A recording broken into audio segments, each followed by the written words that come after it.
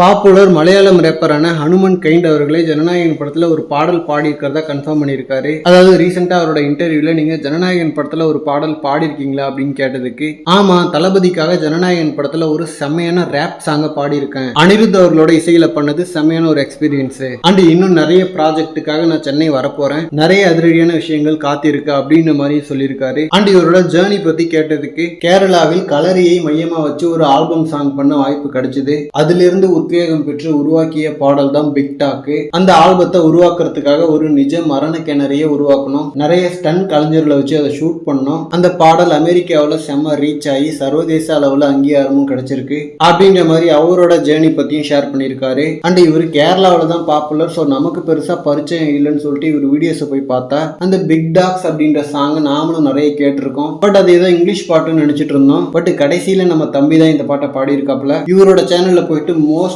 Watched சாங்க பாருங்க. Wait a minute அப்படின்ற மாதிரியான இந்த சாங்க மோஸ்ட்லி எல்லாருமே கேட்டிருக்கோம், வைப் பண்ணியிருக்கோம். அண்ட் அடுத்து ரன் இட் அப் அப்படின்ற ஆல்பம் சாங்கும் நல்லா இருக்கு. ஸோ ஒரு யூனிக்கான செம டேலண்டா தான் தெரியுறாரு. ஸோ இப்போ ஜனநாயகன்ல கன்ஃபார்ம் ஒரு தரமான சம்பவம் இருக்கு. ஏன்னா அனிருத் அவர்கள் இந்த மாதிரி டேலண்டோட கொலாபரேட் பண்றப்ப அதெல்லாம் செமையா அமைஞ்சிருக்கு.